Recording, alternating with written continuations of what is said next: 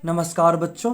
जो भी बच्चे क्लास 8 और 10th के हैं और Bihar talent search CV Raman विज्ञान प्रतियोगिता परीक्षा 2024 में भाग ले रहे हैं, उनके लिए आज का क्लास महत्वपूर्ण है। दहन और ज्वाला क्लास 8 और 10th दोनों में है और यहाँ से बिहार टैलेंट सर्च प्रतियोगिता परीक्षा में प्रश्न पूछे जाने की संभावना है। तो यहाँ से जो भी महत्वपूर्ण प्रश्न बनते हैं एकत्र करके हमने आपके लिए लाया है और यहाँ से आपके सारे प्रश्न क्लियर हो जाएंगे और लास्ट में जो एनसीईआरटी का जो महत्वपूर्ण पेज है हमने उसको भी ऐड कर दिया है, तो जो आपको काफ़ी मदद करेगी। चलिए शुरू करते हैं। पहला प्रश्न है कोयला कौन पदार्थ है। यहाँ से आपका दाह्य और अदाह्य पदार्थ क्लियर कॉन्सेप्ट हो जाएगा। कोयला कौन पदार्थ है? ऑप्शन है दाह्य पदार्थ, अदाह्य पदार्थ, ज्वलनशील पदार्थ, टी ऑप्शन है ए तथा सी। अब आप लोग अपने मन में आंसर बताइए, बोलिए। तो जो लोग डी ऑप्शन बोले ए तथा सी उनका सही है। क्यों? कि कोयला दाह्य पदार्थ भी है, जो पदार्थ जलता है, कोयला जलता है, कोयला दाह्य पदार्थ हो गया। साथ ही साथ कोयला ज्वलनशील भी पदार्थ हो गया। दाह्य पदार्थ का दूसरा नाम ज्वलनशील पदार्थ है, इसलिए ए तथा सी ऑप्शन दोनों सही है, इसलिए डी ऑप्शन सही होगा। दाह्य पदार्थ का और उदाहरण हो गया पेट्रोल हो गया, डीजल हो गया, केरोसिन हो गया, मोम हो गया, ये सब आपका दाह्य पदार्थ है। जबकि अदाह्य पदार्थ जो पदार्थ नहीं जलता उसे अदाह्य पदार्थ कहते हैं। जैसे आपका पत्थर हो गया, लोहा हो गया, ये सभी अदाह्य पदार्थ है, यह अज्वलनशील पदार्थ है। अगला प्रश्न है वह न्यूनतम ताप जिस पर कोई पदार्थ जलना प्रारंभ कर देता है उसे कहते हैं। ए ऑप्शन ज्वलन ताप, बी दवानल, सी माचिस, डी रासायनिक क्रिया। तो ध्यान रखेंगे जिस न्यूनतम ताप पर कोई पदार्थ जलना प्रारंभ कर देता है उसको ज्वलन ताप कहते हैं। देखिए पेट्रोल का ज्वलन ताप कम होता है तो कम ऊष्मा में जल्दी आग पकड़ लेता है, तो कम ऊष्मा चाहिए तो जल्दी आग पकड़ लेगा। हम यहाँ पे नोट भी कर दिया। ज्वलन ताप पदार्थ की प्रकृति पर निर्भर करता है। ध्यान रखेंगे ज्वलन ताप पदार्थ की प्रकृति पर निर्भर करता है। जिस पदार्थ का जितना कम ज्वलन ताप होगा वह उतना अधिक जल्दी जलना प्रारंभ कर देगा। अभी हमने आपको जस्ट समझाया पेट्रोल को जलाने के लिए कम ऊष्मा चाहिए, कम ऊष्मा चाहिए यानी कम ताप चाहिए, इसका ज्वलन ताप कम हो गया। कम ही ज्वलन ताप में आग पकड़ लेगा, जल्दी ही आग पकड़ेगा तो वह अधिक जल्दी जलना प्रारंभ कर देगा। अब यहाँ पे ध्यान देंगे दहन एक रासायनिक अभिक्रिया है जिसके लिए आवश्यक है। ऑप्शन ए ज्वलनशील पदार्थ का होना, बी ज्वलन ताप तक पहुँचने का उपाय, सी हवा की जरूरत, डी इनमें से सभी। ध्यान देंगे यहाँ से 2-3 महत्वपूर्ण प्रश्न बनते हैं। पहला ध्यान रखेंगे दहन एक रासायनिक अभिक्रिया है जिसके फलस्वरूप ऊष्मा और प्रकाश उत्पन्न होता है। ऊष्मा और प्रकाश उत्पन्न होता है। ऊष्मा और क्या उत्पन्न होता है? प्रकाश उत्पन्न होता है। दहन के लिए 3 आवश्यक सतह, जब तक ये तीनों चीज रहेंगे तभी दहन की प्रक्रिया हो सकती है। पहला ज्वलनशील पदार्थ का होना, हम एग्जांपल ले लेते हैं, मोम ले लिए। मोम क्या? ज्वलनशील पदार्थ। बी है ज्वलन ताप तक पहुंचने का उपाय। मोमबत्ती को माचिस या किसी और के सहायता जलाते हैं तो माचिस आपको क्या पहुंचाएगा? ज्वलन ताप तक पहुंचाएगा, इसको कुछ ऊष्मा प्रदान करेगा जिससे मोमबत्ती जलना प्रारंभ कर देगा। सी हवा की जरूरत, दहन के लिए ऑक्सीजन गैस की आवश्यकता होती है। ध्यान रखेंगे दहन के लिए हवा में ऑक्सीजन गैस की आवश्यकता होती है। अगर मोमबत्ती को अगर हम गिलास से ढक दें तो जलती हुई मोमबत्ती बुझ जाती है, क्योंकि इसके पीछे कारण है कि हवा ऑक्सीजन नहीं मिल पाता है। तो हमने सीखा कि दहन एक रासायनिक अभिक्रिया जिसके लिए आवश्यक है ज्वलनशील पदार्थ का होना, ज्वलन ताप तक पहुंचने का उपाय, सी हवा की जरूरत, इसलिए डी ऑप्शन से होगा इनमें से सभी। अगर आपसे पूछेगा कि आग लग गया है तो आग लगने के लिए क्या, आग बुझाने के लिए क्या क्या करना चाहिए? कहीं पे आग लग गया तो आग बुझाने का क्या क्या उपाय करना चाहिए? ए, अब इसी में देखिए ज्वलनशील पदार्थ को हटा देंगे। क्या करेंगे? ज्वलनशील पदार्थ को हटा देंगे। बी ज्वलन ताप को क्या करेंगे? बढ़ाने की कोशिश करेंगे। ज्वलन ताप कैसे बढ़ेगा? तो पानी डाल देंगे, बालू डाल देंगे। तो यहाँ से सी ऑप्शन हवा की जरूरत, तो देखते कहीं आग लग जाता है किसी के शरीर में तो क्या करते हैं? कंबल से लपेट देते हैं, हवा को रोक देते हैं, उससे भी आग बुझ जाता है। अगले प्रश्न की तरफ आगे बढ़ते हैं। अगला प्रश्न है इनमें से कौन ऊर्जा जीवाश्म ईंधन से प्राप्त होता है? ऑप्शन ए सूर्य का प्रकाश, बी पवन ऊर्जा, सी कोयला, डी परमाणु ऊर्जा। जीवाश्म ईंधन प्रकृति से जो पेड़ पौधा और जानवर से ईंधन प्राप्त होता है उसको जीवाश्म ईंधन कहते हैं, यानी इनके सड़ने गलने से। पेड़ पौधा अगर बहुत लंबे समय तक पृथ्वी के अंदर दबा रहेगा तो कोयला का निर्माण होगा, और जानवर जीव जंतु दबे रह गए तो वहाँ से पेट्रोलियम पदार्थ का निर्माण होता है। ऑप्शन ए सूर्य का प्रकाश, बी पवन ऊर्जा, सी कोयला, डी पवन ऊर्जा। तो देखिए इनमें जीवाश्म ईंधन कौन है? कोयला इसका सही आंसर होगा, ध्यान रखेंगे। पांचवा क्वेश्चन है, माचिस की तिल्ली पर कौन पदार्थ लगा होता है? बहुत ही अच्छा क्वेश्चन है। तो बहुत लोग कहेंगे लाल फास्फोरस, नहीं, लाल फास्फोरस के चक्कर में नहीं फंसना, ये डब्बा पे लगा होता है। माचिस की तिल्ली पर कौन लगा होता है? ऑप्शन ए से होगा पोटेशियम क्लोरेट। माचिस की तिल्ली पर, ये आपका ये ऐसे करके यहाँ पे घुंडी लगा होता है, इस पे पोटेशियम क्लोरेट होता है, और माचिस के डिब्बा पे आपको लाल फास्फोरस लगा होता है। और जबकि हवा की उपस्थिति में कौन जलने लगता है? सफ़ेद फास्फोरस, ध्यान रखेंगे। हवा की उपस्थिति में कौन जलने लगेगा? सफ़ेद फास्फोरस।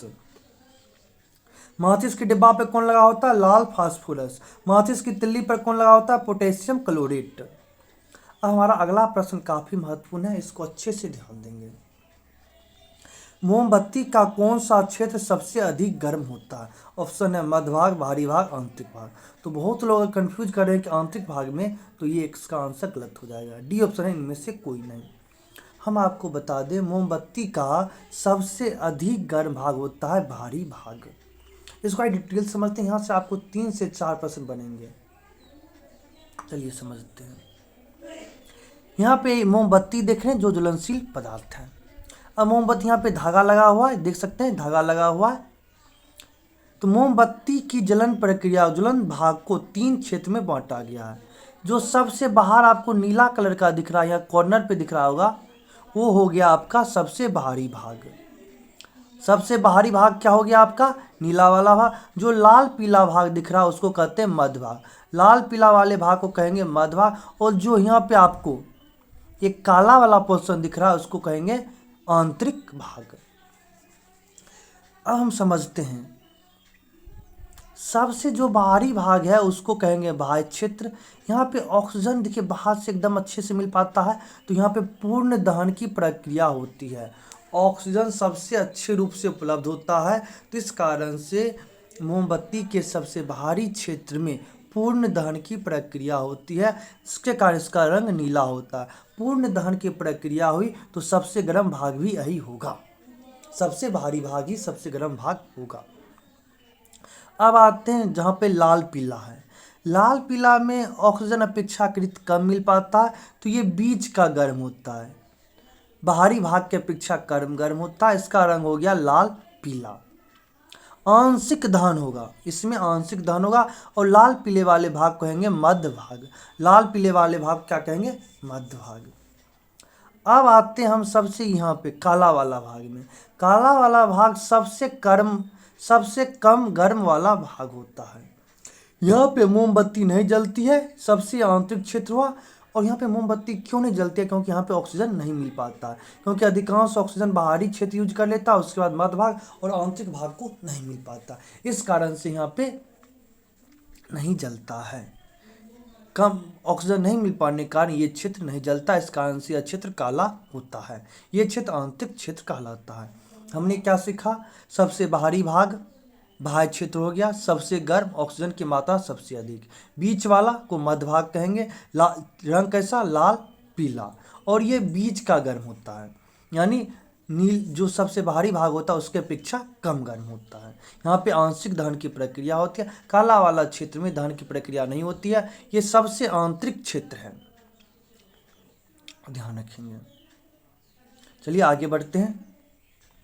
अगला है यहाँ पे अग्निशामक यंत्र में पाया जाता है कि ऑप्शन है सोडियम बाइकार्बोनेट, सल्फ्यूरिक अम्ल, हाइड्रोक्लोरिक अम्ल, एक से अधिक। यहाँ पे आप अग्निशामक यंत्र कहते हैं आग बुझाने वाले यंत्र को। आप बताइए इनमें से क्या होगा? आपको पता है कि अग्निशामक यंत्र में सोडियम बाइकार्बोनेट और सल्फ्यूरिक अम्ल अलग अलग स्थित होता है। यह आपका अग्निशामक यंत्र हो गया।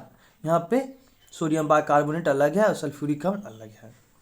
अब जो ही आग लगता है तो हम घुंडी दबाएंगे तो क्या होता है? दोनों मिल जाता है। दोनों क्या होता है? मिल जाता है। दोनों सोडियम बाइकार्बोनेट और सल्फ्यूरिक अम्ल मिलकर कार्बन डाइऑक्साइड गैस प्रोड्यूस करता है।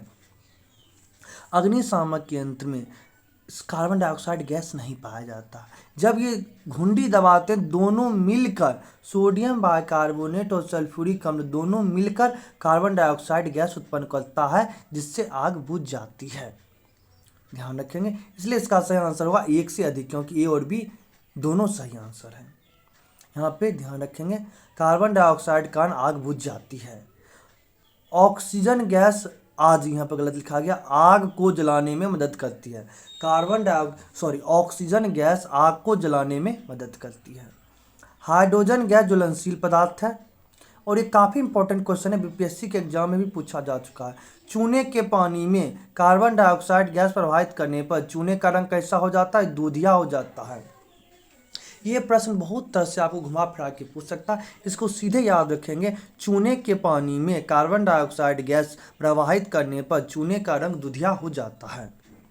अब कुछ एनसीईआरटी के इम्पोर्टेंट चीज़ को देख लेते हैं। जो पदार्थ वायु में जलते हैं दाह्य पदार्थ कहलाते हैं। दहन के लिए ऑक्सीजन वायु में आवश्यक है। दहन के लिए ऑक्सीजन आवश्यक है। दहन के प्रक्रिया में ऊष्मा और प्रकाश उत्पन्न होते हैं। ज्वलन ताप वह न्यूनतम ताप है जिस पर दाह्य पदार्थ आग पकड़ लेता है। यहाँ पर देखेंगे ज्वलनशील पदार्थों का ज्वलन ताप बहुत कम होता है, जैसे पेट्रोल हो गया, लकड़ी हो गया, इसको बहुत कम ताप दीजिएगा तभी आग पकड़ लेगा। आग उत्पन्न करने हेतु आवश्यकताओं में से एक या अधिक को हटाकर आग पर नियंत्रण पाया जा सकता है, जिससे कि हमने आपको अभी कुछ देर पहले बताया था। आग बुझाने के लिए क्या किए? ज्वलनशील पदार्थ को हटा दिए। ज्वलनशील पदार्थ को हटा दिए, वहाँ से भी आग बुझ जाएगा। आग लग गया घर में और लग गया बेंच में, तो बेंच को हटा दीजिए, आग बुझ जाएगा। अब दूसरा देखिए, इसी में इसको फिर से डिटेल चर्चा कर देते हैं। ज्वलन ताप कम करना, ज्वलन ताप को अधिक कर देना। ज्वलन ताप अधिक कीजिएगा, जलने के लिए अधिक ऊर्जा चाहिए, ऊष्मा चाहिए। पानी डाल दिए, जलने के लिए उसको और अधिक ऊर्जा चाहिए, ज्वलन ताप बढ़ाकर। फिर तीसरा हो गया हवा को रोक दीजिए, उससे भी आग बुझ जाएगी। यहाँ पर लिखा आग पर नियंत्रण पाने हेतु समांतर जल का प्रयोग किया जाता है, लेकिन विद्युत उपकरणों यानी इलेक्ट्रिसिटी और बिजली वाला और तेल, पेट्रोल, केरोसिन में अगर आग लग जाए तो आग को नियंत्रित करने के लिए जल का उपयोग नहीं करते हैं। दहन का विभिन्न प्रकार है, तीव्र दहन, स्वतः दहन, विस्फोट, ये सब है। ज्वलन के ज्वाला के 3 भिन्न क्षेत्र होते हैं, और दीप्त क्षेत्र और ज्योतिहीन क्षेत्र। हमने अभी आपको बताया है जो ज्वाला का 3 क्षेत्र उसी का है।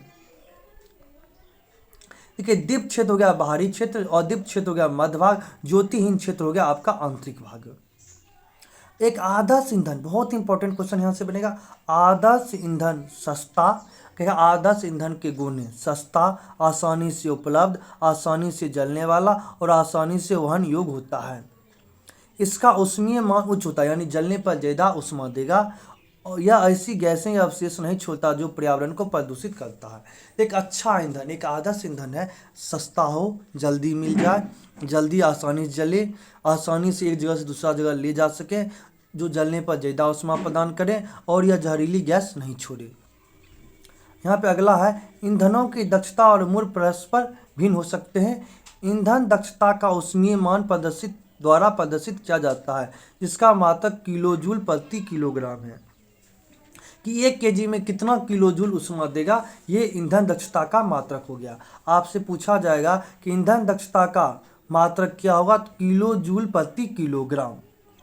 अगला प्रश्न है, वायु में बिना जले कार्बन कण खतरनाक प्रदूषक होते हैं और श्वसन कष्टों को उत्पन्न करते हैं।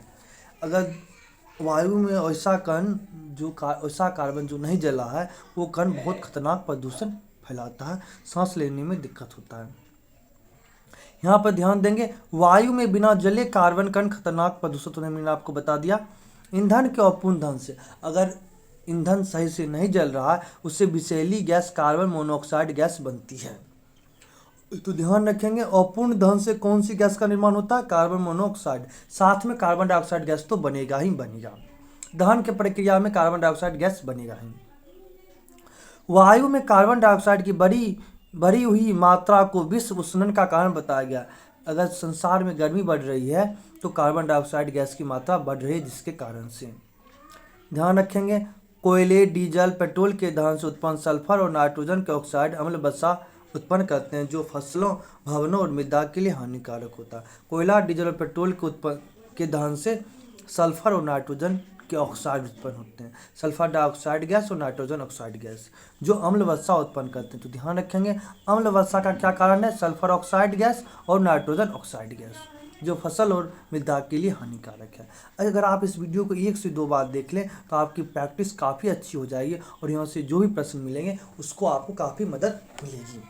तो आज के लिए इतना, धन्यवाद। 10th वालों को बोर्ड के लिए भी फायदा पहुँचेगा।